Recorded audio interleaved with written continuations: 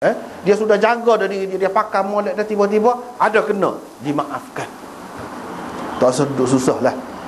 Jangan kita kata semayang saat ni rupanya di ujung kain kana tu ada darah tu darah istihadah. Kita pun kata semayang mula pula lah, tak perlu. Dalam mazhab Syafi'i pun tak perlu.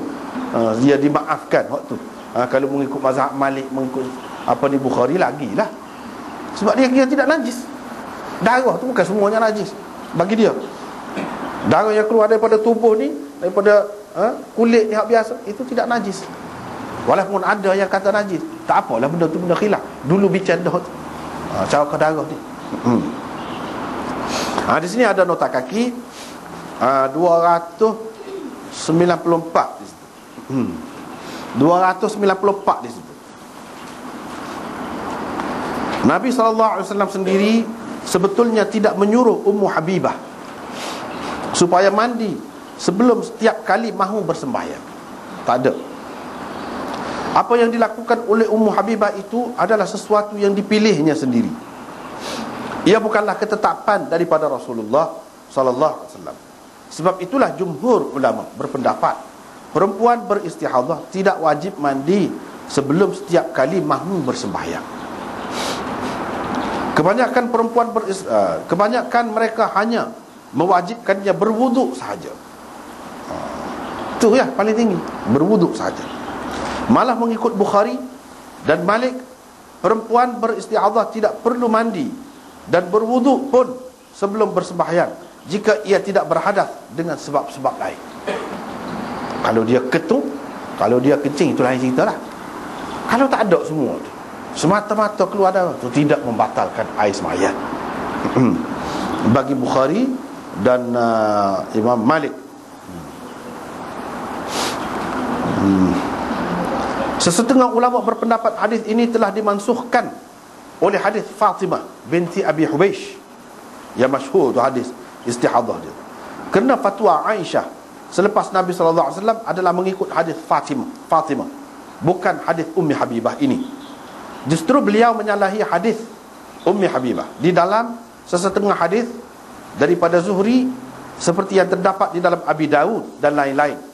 Ada juga tersebut perintah daripada Rasulullah kepada Ummu Habibah supaya mandi sebelum setiap kali mahu bersembahyang. Ada juga, tapi bukan dalam Bukhari, dalam kitab lain. Ada Nabi suruh, memang jelas suruh.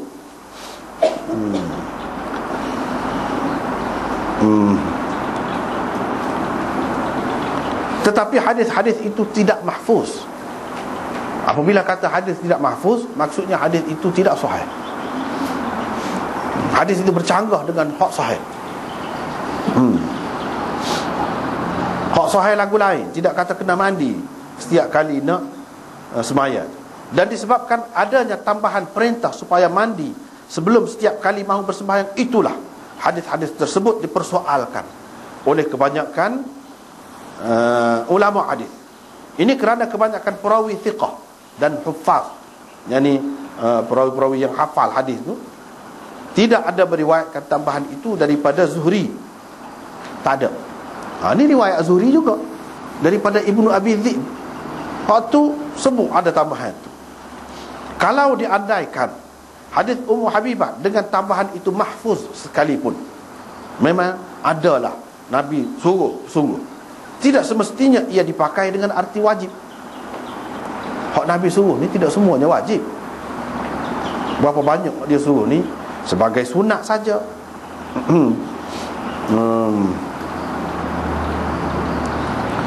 Kerana perintah itu boleh jadi diberikan oleh Rasulullah sebagai ilaj, satu bentuk rawatan untuk penyakit yang dia alami Ummu Habibah. Boleh jadi juga sebagai molek kalau dia mandi tu. Sebab dia akan menahan darah tu. Bila mandi kena air kan sejuk. Bila sejuk ni mungkin jadi tahan sikit, darah tu keluar. Itu ilaj orang panggil. Ada sebab lain. Bukan sebagai hukum. Yang ni wajib tak sah semaya tu kalau tidak mandi. Tidak lagu tu. Kalau kita terima ada sungguh, Rasulullah kata, walaupun ulama kata dah itu tidak mahfuz, tapi kalau kita andaikan memang ada lah. Kalau ada pun tidak semesti hak Nabi suruh ni semuanya jadi wajib. Berapa banyak hak dia suruh jadi sunat saja. Sunat saja. Ataupun di sini sebagai ilat. Tidak semesti hak Nabi suruh buat gini tu sebagai hukum, tidak. Yang mesti orang lain kena ikut. Ini adalah peristiwa khusus. Orang panggil dalam kaedahnya waqi'atu hal la umumalaha. Peristiwa khusus yang tidak boleh dipakai untuk umum, tidak boleh dijadikan sebagai kaedah umum, tak boleh. Bahkan ini khusus dengan dia sebagai rawatan. Sebab itulah ulama-ulama berbeza kan. Ni masalah hak dulu kita sudah jumpa, ada masalah anjing dulu kan. Nabi suruh basuh 7 kali dengan tanah salah satunya. Daripada 7 basuhan itu salah satunya dengan tanah. Waktu dia suruh tu sebagai apa? Imam Malik kata ilaj, rawatan untuk menjaga kesihatan, bukan sebagai wajib. Bukan sebagai wajib basuh lagu tu. Dia benar sabarlah kalau orang kata ada kuman lagu itu gini tu kan, jadi dia boleh hilang dengan tanah. Dengan sebab tu, bukan nak ayat hukum, nak cerita benda lain. Bukan ada kena-mengena dengan hukum, tidak, tapi lebih kepada benda lain. Di sini pun begitu. Sebab apabila mandi acak, dia jadi sejuk. Bila sejuk, dia jadi darah tu kurang nak keluar. Terutama dekat nak sembahyang. Sebab kalau bolehnya, moga benda ni mengikut orang yang mengatakan darah tu sebagai najis lah, tak molek lah, cuma dimaafkan. Jadi seboleh-bolehnya kalau boleh kita buat biar paling kurang lah ada darah. Cara nak suruh jadi kurang tu lagu mana? Dengan mandi sebelum sembahyang. Dengan maksud tu. Ini satu bentuk rawatan juga untuk orang yang beristihadah. Boleh jadi dia boleh sembuh dengan cara begitu. Ada juga ulama yang mengatakan ini bukan ilat, memang hukum. Dia sepuluh tadilah 10 basuh bekas jilatan anjing itulah. Ada yang mengatakan memang hukum, bukan dengan maksud untuk rawatan atau untuk benda lain. Dah hukum. Hak ni dia kata hukum juga, tetapi hukum ini khusus untuk mutahayyirah. Dulu kan kita sudah sebut dah, musta'adhah ni perempuan yang beristi'adhah ni ada banyak macam kan. Ada yang mu'tadah, ada yang mumayyizah, ada yang mubtada'ah, ada yang mutahayyirah. Ni untuk mutahayyirah.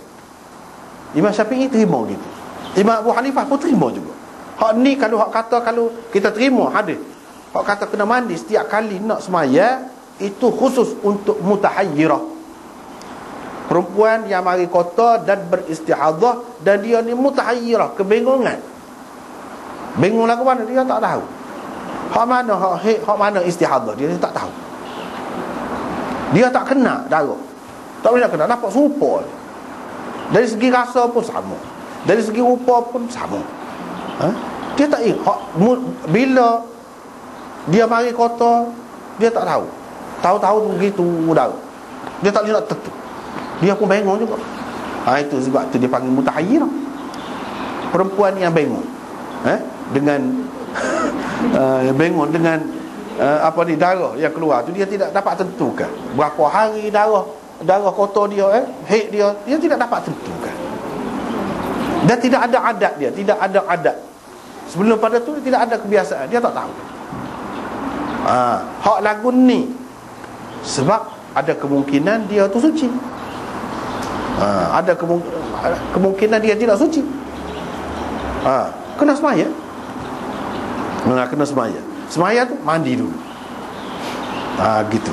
Tetapi ini mengikut kaedah demon ni, mengikut Imam Bukhari, dia kata tak ada, semua tak ada. Mutahayyirah siapa pun tak ada. Dia kena orang panggil tahari. Mutaharriyah. Mutaharriyah so lagi. Dia kena perempuan, dia kena fikir, cari, tengok. Seboleh-boleh dia kena ijtihad. Susah sikit. Biar dia pasti kok mana-mana hak mana haid, hak mana tidak haid. Hak haid tu dia kira sebagai haid. Lepas suci daripada haid, kira-kiranya walaupun masih ada darah lagi, dia mandi dan sembahyang. Lepas pada tu tak perlu dah mandi. Kalau nak mandi tu tak apa, tapi tidak sebagai wajib lah. Tidak sebagai wajib.